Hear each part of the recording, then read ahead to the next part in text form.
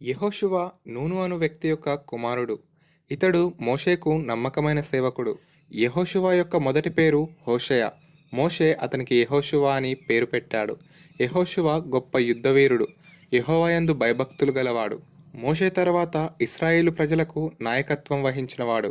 ఎన్నో యుద్ధాలు చేసి శత్రులపై విజయం సాధించినవాడు. దేవుడు యెహోషువకు, కాలేబుకు పాలు తేనెలు ప్రవహించే కనాను దేశంలో ప్రవేశించే మహాభాగ్యం అనుగ్రహించాడు. యెహోషువ ఒక్క రోజులో అమాలేకీయుల సైన్యాన్ని ఓడించాడు. మోషే వెంట సీనాయి కొండ ఎక్కాడు. మోషే 10 ఆజ్ఞలు ఉన్న రాతి పలకలతో దిగివచ్చినప్పుడు ఆయన వెంట ఉన్నాడు. మోషే చనిపోయిన తర్వాత దేవుడు యెహోషువతో ఇలా చెప్పాడు: నీవు ధైర్యంగా ఉండు. నీ జీవితకాలంలో ఏ మనుషుడు నీ ఎదుట నిలవలేడు. నేను మోషేకు తోడై ఉన్నట్లు నీకు కూడా తోడై ఉంటాను. నీవు ధర్మశాస్త్రమును క్రమం తప్పకుండా ఆచరిస్తూ ఉండు. యెహోషువ 2 వేగుల వారిని పంపాడు. యెరికో పట్టణపు రహస్యాలు తెలుసుకొని రమ్మన్నాడు. వారిని రాహాబు అనే వేశ్య రక్షించి ఆదరించింది. వారు యెహోషువ దగ్గరికి తిరిగి వచ్చారు. ఆ దేశాన్ని దేవుడు మనకు అప్పగించబోతున్నాడు. ఆ దేశ నివాసులందరూ ధైర్యం కోల్పోయి ఉన్నారు అని తెలియజేశారు. మరునాడు యెహోషువ ఇశ్రాయేలు ప్రజలందరినీ సిద్ధం కమ్మన్నాడు. యెహోవా మీ పట్ల అద్భుత కార్యములు చేయబోతున్నాడు అని చెప్పాడు. యాజకులు దేవుని మందసం మోస్తూ ముందు నడిచారు. వారి పాదాలు సోకగానే యొర్దాను నది రెండుగా చీలిపోయింది. ప్రవాహము ఆగిపోయింది. ఇశ్రాయేలీయులు ఆరిన నేల మీద నడిచినట్లు యొర్దాను నదిని దాటి గిల్గాలుకు చేరారు. అక్కడ యెహోషువ 12 రాళ్లను దేవుడు వారికి చేసిన మేలుకు గుర్తుగా నిలవబెట్టించాడు. ఇశ్రాయేలు ప్రజలు ఐగుప్తులో నుండి బయలుదేరి 40 సంవత్సరాలు గడిచిపోయాయి. యెహోషువ పస్కా పండుగ ఆచరింపజేశాడు. అప్పుడు ఆకాశం నుండి కురుస్తున్న మన్నా ఆగిపోయింది.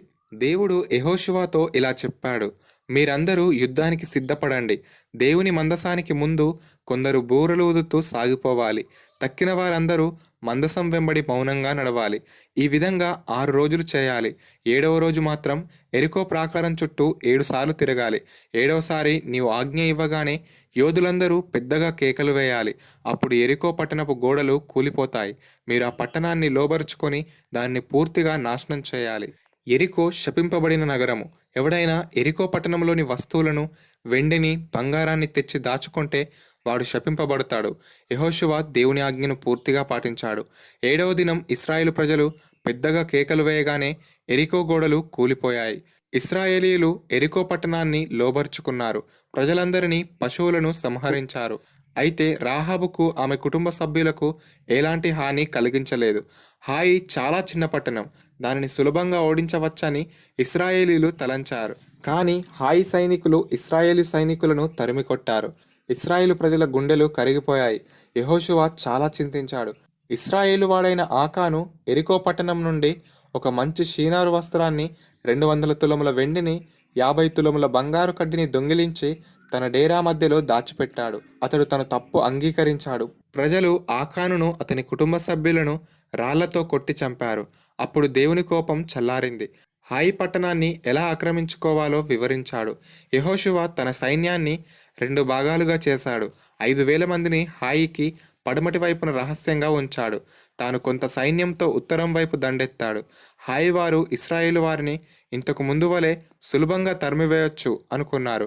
వాళ్ళు యెహోషువ సైన్యాన్ని తరుముతూ చాలా దూరం వెళ్లారు. యెహోషువ వెనక్కు తిరిగి తన చేతిలో ఉన్న ఈటెను హాయి వైపు చాచాడు. అప్పుడు దాగి ఉన్న ఇశ్రాయేలు సైనికులు హాయిలో ప్రవేశించి దానిని తగులబెట్టారు. మంటలు చూసిన హాయి సైనికులు వెనక్కు తిరిగారు. అప్పుడు యెహోషువ సైన్యం వారిని తరిమి చంపింది. హాయిని ఆక్రమించిన సైనికులు కూడా వచ్చారు. హాయి సైనికులు మధ్యలో చిక్కుబడిపోయారు. ఆ దినం 12,000 మంది హాయి పట్టణం సైనికులు చంపబడ్డారు. హాయి రాజు ఉరితీయబడ్డాడు. ఇశ్రాయేలు ప్రజలు యెరికో, హాయి పట్టణాలను లోబర్చుకున్నారని చుట్టుప్రక్కల ఉన్న రాజులకు తెలిసింది. రాజులు, వారి ప్రజలు భయకంపితులయ్యారు. గిబియోను వారు మారువేషాల్లో వచ్చి యెహోషువ దగ్గర అభయం పొందారు. యెరూషలేము రాజు హెబ్రోను, యర్మూతు, లాకీషు, ఎగ్లీను రాజులను కలుపుకొని గిబియోనుపై దండెత్తారు. ఈ సంగతి తెలిసిన యెహోషువ వారిని రక్షించడానికి గిల్గాలు నుండి బయలుదేరాడు. అప్పుడు యెహోవా, నీవు నీ శత్రువులకు భయపడవద్దు. వారు ఏకమై వచ్చారు, అయినా పారిపోతారు అని చెప్పాడు. యెహోషువ సైన్యం అకస్మాత్తుగా శత్రువులపై పడగా వారు కలవరపడి పారిపోయారు. ఇశ్రాయేలు సైనికులు వారిని తరిమి తరిమి చంపారు. శత్రువులు పారిపోతుండగా యెహోవా వారిపై వడగండ్ల వర్షం కురిపించాడు. యుద్ధంలో చనిపోయిన వారి కంటే వడగండ్ల వర్షం వలన ఎక్కువ మంది చనిపోయారు. అమోరీయులతో యుద్ధం జరుగుతున్న రోజు యెహోషువ, సూర్యుడా నీవు గిబియాలోనులోను, చంద్రుడా నీవు అయ్యాలోను లోయలో ఆగిపో అని యెహోవా పేరిట ఆజ్ఞాపించాడు. యుద్ధం పూర్తయ్యే వరకు సూర్యచంద్రులు ఆగిపోయారు. ఒక నరుని మాట విని దేవుడు సూర్యచంద్రులను ఆపివేయడం ఆ రోజుకు ముందు గాని తర్వాత గాని సంభవింపలేదు. యెహోషువ మక్సేన గుహలో దాక్కున్న 5 శత్రురాజులను బంధించి తెచ్చి 5 చెట్లకు ఉరితీయించాడు. యెహోషువ తన సైన్యంతో మక్సేన, లిబ్బా, లాకీషు, గెజెరు, ఎగ్లోను, దెబీరు, షెఫీలా మన్యంలను ఓడించాడు. రాజులను జయించాడు. పట్టణాలను కొల్లగొట్టాడు. హసోరు రాజైన యాబీను చాలామంది రాజులను కూడగట్టుకొని యెహోషువను ఎదిరించాడు. కానీ దేవుడు, నీవు భయపడవద్దు, రేపు ఈ వేళకు నీ శత్రువులు సంహరింపబడతారు అని చెప్పాడు. దేవుడు చెప్పినట్లుగానే శత్రురాజులు పారిపోయారు. యెహోషువ 31 మంది రాజులను ఓడించాడు. గిబియోను వారితో మాత్రమే సంధి చేసుకున్నాడు. యెహోషువ కాదేషు నుండి గాజా, గిబియోను వరకు వ్యాపించిన విశాలమైన ప్రాంతాన్ని జయించాడు. తర్వాత తాను జయించిన దేశాలన్నింటినీ ఇశ్రాయేలు 12 గోత్రముల వారికి పంచాడు.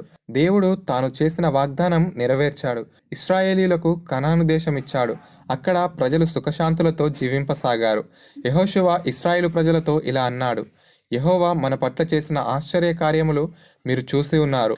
ఆయనే మన పక్షంగా యుద్ధాలు చేశాడు. మన శత్రువులను నాశనం చేశాడు.